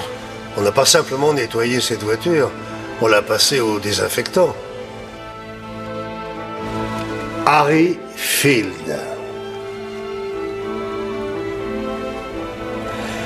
Avez-vous nettoyé la voiture après l'avoir transportée dedans?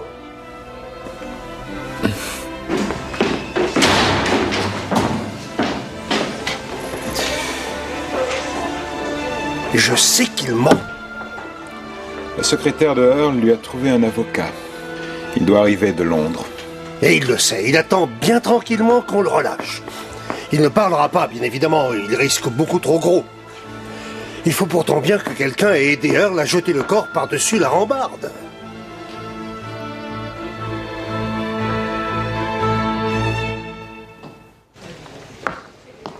Asseyez-vous, on va venir vous voir. Tu lorgnes d'abord ma place, puis mon bureau. Est-ce que tu veux ma veste aussi? J'ai fait entrer quelqu'un. Monsieur McCabe. C'est l'avocat de l'allemand que vous interrogez. Dis au fait, Vodafone t'a appelé. Tu veux un téléphone de voiture? C'est ça, oui, pour ma Ferrari. Vous êtes enquêteur sur cette affaire? Oui, monsieur. Mais vous seriez gentil d'attendre dans la salle d'attente. Je n'ai aucunement l'intention d'attendre. Je veux voir mon client. Vous l'avez inculpé? Non. Avez-vous l'intention de le faire? Je ne saurais vous le dire. Alors peut-être puis-je me permettre de vous rappeler que selon le code pénal de ce pays, la police n'a pas le droit de retenir... J'en ai un exemplaire. J'ai la facture Vodafone, monsieur. Il n'y a eu qu'un seul et unique appel passé de la voiture le jour où Harry a été vu la dernière fois. Devinez où il a appelé? Au château, à son propre numéro. C'est bien ça. À 20h57, heure à laquelle Harry pouvait très bien se trouver par ici. La secrétaire m'a assuré, la main sur le cœur, que Earl n'était pas sorti de la journée. Alors pourquoi serait-il allé dans son garage pour prendre son téléphone et appeler chez lui alors qu'il se trouvait à quelques mètres? Si Harry s'était présenté devant la grille, le garde l'aurait arrêté immédiatement. En passant à travers les champs, il serait arrivé du côté du garage. Et imaginez que Earl et son homme à tout faire allemand l'aient aperçu à ce moment-là. Il y aurait eu une confrontation, des menaces. Il se peut alors que le ton soit monté jusqu'à l'irrémédiable. Reste le message que Harry a laissé sur le répondeur de sa femme quelques 4 jours avant son décès. Nous avons cru que ce message était adressé à son épouse. Cela nous a semblé tellement évident à tous. Mais je crois qu'il s'agissait d'un appel antérieur de Harry destiné en fait à Paul Earl, que celui-ci a réutilisé. Si j'ai raison, Harry Field a fourni à Earl l'alibi pour son propre meurtre. On ne pourra jamais le prouver, monsieur. Non, à moins bien sûr qu'Harry ne décide de ressusciter et de tout venir nous raconter.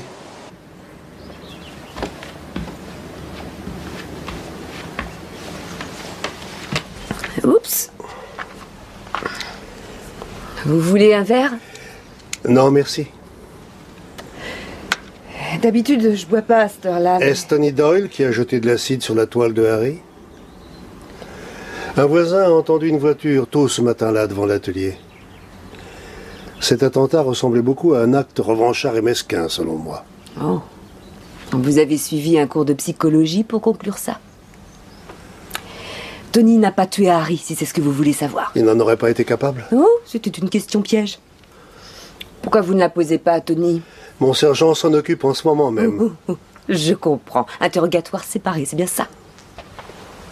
Vous avez sûrement fait pareil avec Maddie, ou Freddy, ou Julia, ou avec chacun de ces bons dieux de profiteurs. Une belle brochette d'hypocrites. Hein. Vous trouvez? Pas la peine de jouer les gentlemen, inspecteur Morse. Je sais ce qu'ils croient. Ils vous ont raconté que Harry était stérile, par hasard. Personne n'a rien dit de tel. Oh, bien sûr. Mon mari disait à tout le monde que le problème venait de moi.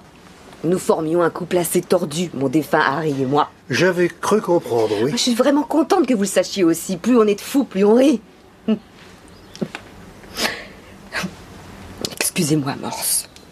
Mais la situation est assez pénible pour moi.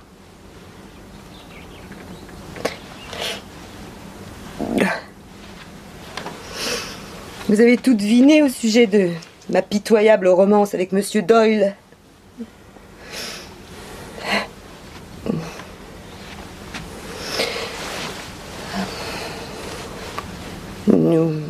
Nous avons rompu il y a un bon moment maintenant.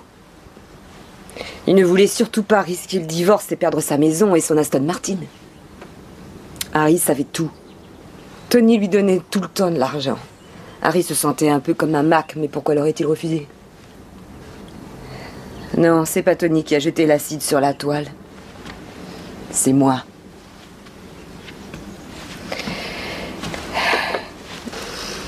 Vous avez vu mon portrait à l'atelier? Lequel? Celui qui a été lacéré à coups de couteau. Un coup de Harry, après la petite fête donnée par Tony. Il savait ce qu'il représentait pour moi. C'est pour cette raison qu'il l'a abîmé. Il l'a décroché de ce mur et il l'a emporté avec lui. Il m'avait aperçu en train de rigoler avec Tony pendant la fête. Je préfère croire qu'il a fait ça par jalousie, mais surtout il était complètement saoul. J'ai téléphoné à Tony, je lui ai demandé d'aller le récupérer. Il est allé à l'atelier et il a eu peur de finir dans le même état que le tableau. Alors il a fait demi-tour. Mon Lancelot. Alors, mardi soir, vers 11h30, ivre, je suis allée à l'atelier et j'ai commis mon forfait pour lui montrer qu'on pouvait être deux à jouer à ça. Une semaine plus tard, vous êtes venu m'apprendre sa mort. J'avais toujours cru qu'Harry et moi finirions par vivre un jour ensemble en paix, avant d'être trop âgés. Il est toujours plus tard qu'on ne le croit. No one to talk with, all by myself. No one to walk with, but I'm happy on the shelf. Ain't misbehaving, saving my love for you, for you.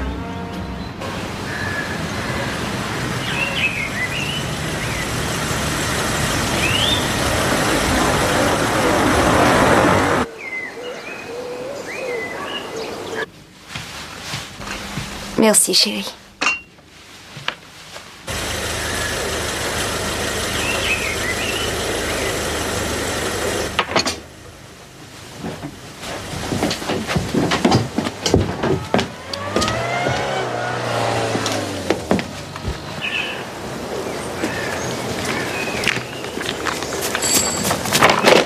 Tony!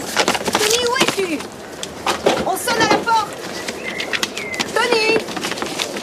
Bellini, Matisse, Goya. Il ne savait pas peindre le visage sur un nu. Comme tout client. Manet, Bonnard, Ingres et Magritte. Le personnage au-dessus de lui, proche de Durer. Il l'a appelé « relation dangereuse ».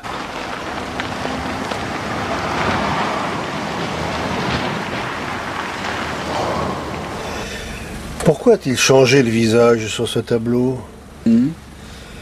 Les autres montrent un visage doux, charmant, alors que celui-là, c'est le contraire. Quelque chose l'a fait changer d'avis sur elle? Bonjour, monsieur. Bonjour. Ce n'était pas Doyle, pour l'acide. Oui, je sais. Madame Field. Oui. C'est lui qui vous l'a avoué? Oui, il était trop content de se disculper. Son Lancelot.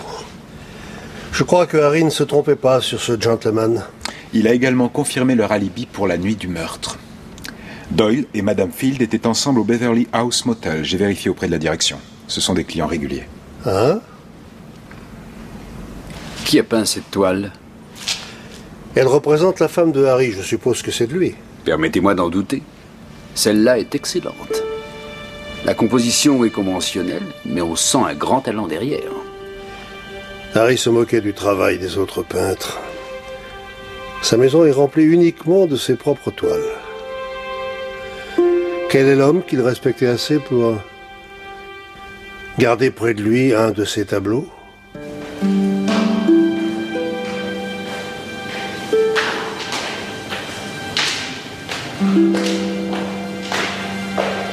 Monsieur Field?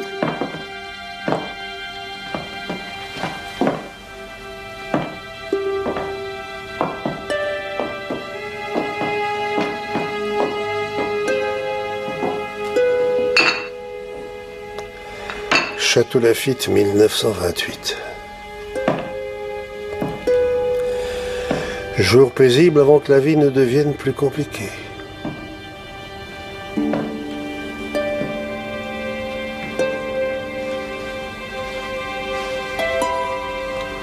Mais c'est la mère de Harry. Et elle tient un petit qui finira victime d'un meurtrier.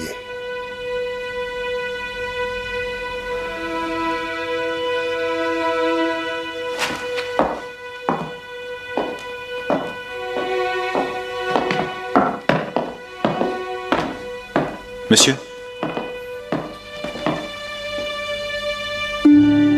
Tiens. Un Cézanne avec une Citroën au milieu. La maison en France de la famille Earl. Nous avons étudié les mauvais tableaux et enquêté sur le mauvais peintre, Lewis.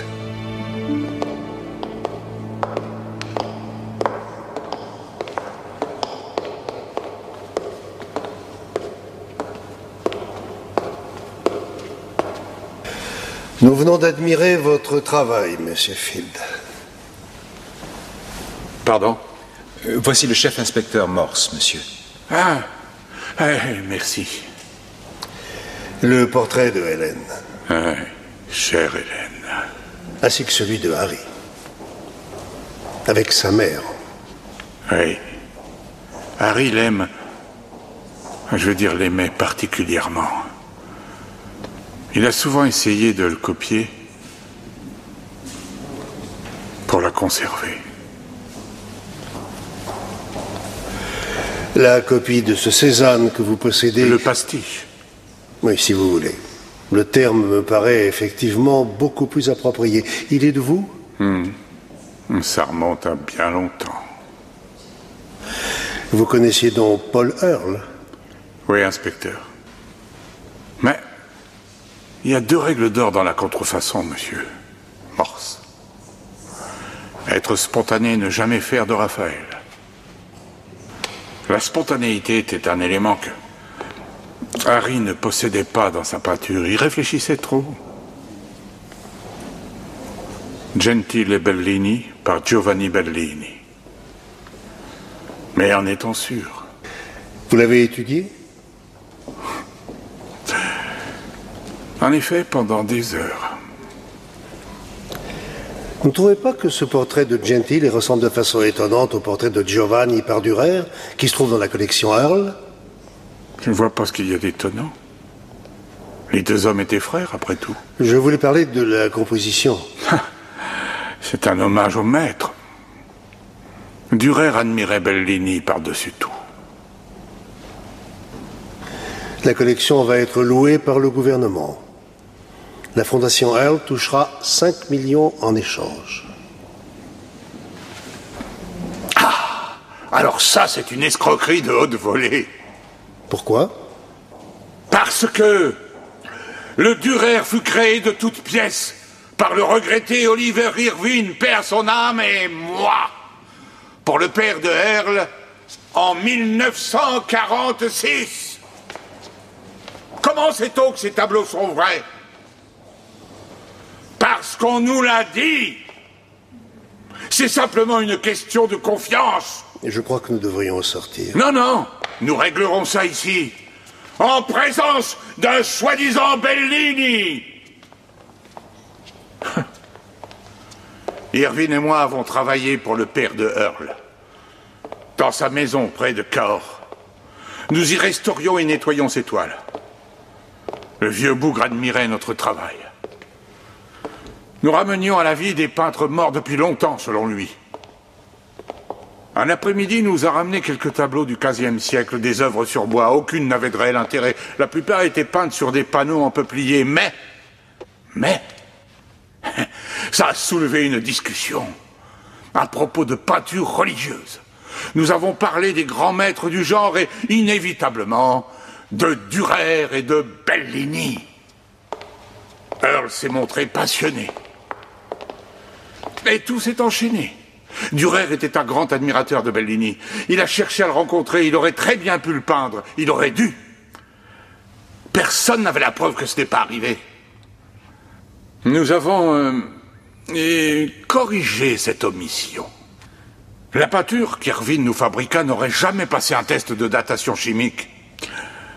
Nous savions que notre supercherie n'irait pas loin avec ce problème précis. Alors, Irvine, qui connaissait le phénol formaldehyd mis au point par Van Meegeren, prépara une mixture qui feignit une mauvaise restauration. Et le tour était joué.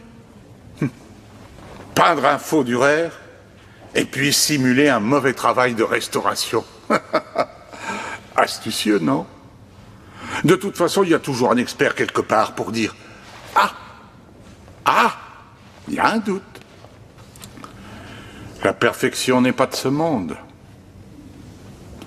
J'ai fabriqué le Dürer. Qui a authentifié ce fou? Andreas Sollmann, un expert reconnu par tous, mais âgé de 73 ans à l'époque. Le père de Earl était un homme épatant. Il savait que Sollmann croyait depuis toujours que Dürer devait avoir peint Bellini. Nous avions monté cette arnaque au moment parfait. La guerre était finie. Sollmann pensait que le monde était débarrassé de la tyrannie. Et voilà qu'au milieu d'une Allemagne dévastée physiquement et émotionnellement, surgissait une toile inconnue de Dürer. Renaissance. Et évidemment, elle n'était pas à vendre. Ce qui nous évitait une expertise plus poussée du tableau. Tout était prévu. Bien sûr, quelques spécialistes ont émis des doutes, mais contemplez le Bellini exposé ici. Les gens veulent être émerveillés. La fraude déçoit seulement si quelqu'un la découvre. Vous êtes un véritable artiste. Mais je suis un contrebandier de l'art. J'ai littéralement donné vie à un Dürer, qui m'a d'ailleurs permis de payer les traites de ma maison. J'aurais fait au moins ça pour mon Harry. Ça a payé un toit au-dessus de lui. Sa mère est morte quand il avait 10 ans. Le pauvre, il a tant souffert. Comment était réellement Harry? Il voulait être un grand peintre, mais il n'avait pas le talent, ce qui le rendait très amer. C'est dur d'être satisfait de soi quand on rate ce qu'on veut faire. Mais il a réussi sa vie à la fin. Il s'est trouvé une cause. Et il est mort pour elle. Harry savait parfaitement que la majeure partie de la collection Earl n'était qu'un ramassis de toiles volées ou de faux de grands maîtres. Earl l'a engagé pour qu'il nettoie le tableau que j'avais exécuté 40 ans auparavant. Il a pris Harry parce qu'il savait pour le Dürer. Mais lorsqu'il fut question de louer la collection à ce pays, Harry, mon fils, le glorieux et intraitable pochetron, a refusé de garder le silence. Et il a eu raison. Les gens avaient contemplé ces contrefaçons en pensant que c'était un privilège de haut rang depuis bien trop longtemps. Mais c'est vous qui avez créé le monstre. Avez-vous tué Paul Earl?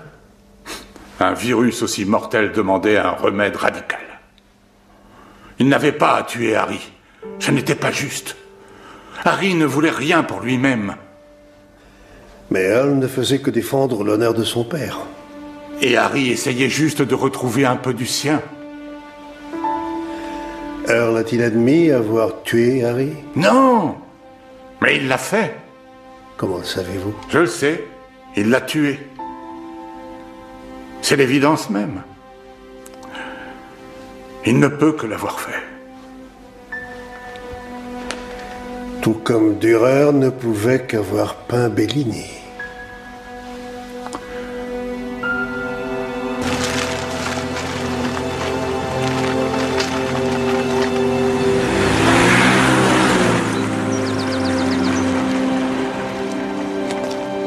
On ne le reverra plus ici. Il y a un acheteur pour le château. Il paraît qu'il y a eu un incendie dans la maison en France. Des tableaux ont été détruits? Juste 3 ou 4 apparemment. Je suis sûr qu'ils étaient très bien assurés. Le chauffeur a voulu me raconter tout ça. Je sais pas pourquoi. Parce qu'il savait que vous me le répéteriez.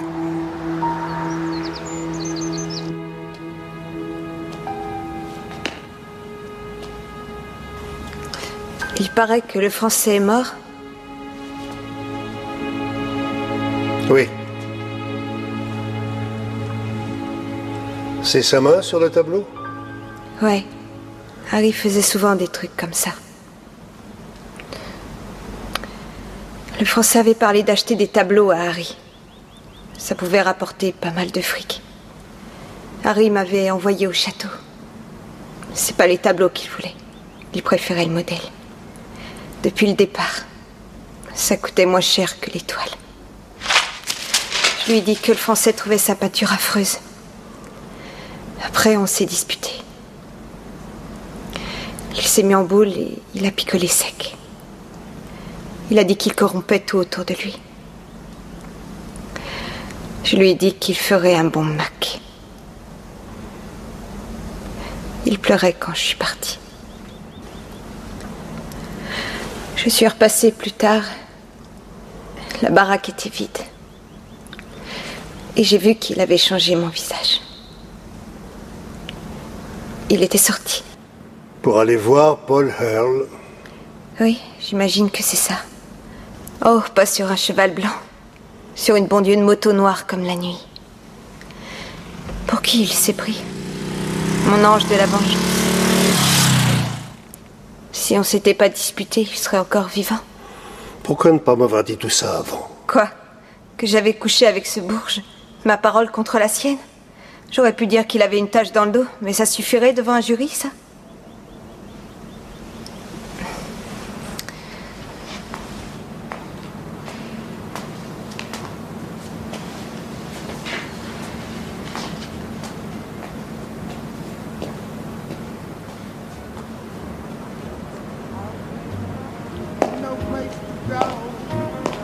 I'm home about ain't just me and my radio. Ain't misbehaving, saving all my love.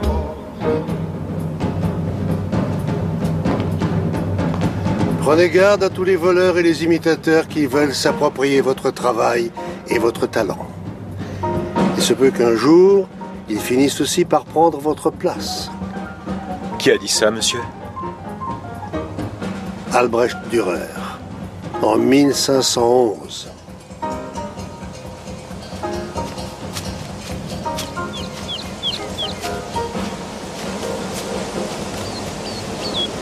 Ça vous fait quoi d'avoir eu raison depuis le début, monsieur? C'est frustrant. Je ne pourrai jamais prouver concrètement que Earle était le tueur. Le temps travaille pour nous. Et qui sait, un jour, peut-être. Quelqu'un m'a dit qu'il était toujours plus tard qu'on ne le croyait. La vie continue. Certains s'y accrochent, d'autres restent sur le côté.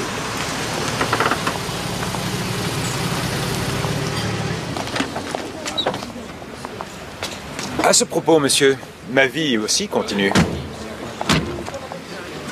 À la circulation? Justement. J'ai bien pesé le pour et le contre. Et je crois que le contre l'emporte. Et puis je ne me vois pas en uniforme pour l'instant. Je me laisse un an de plus pour y réfléchir.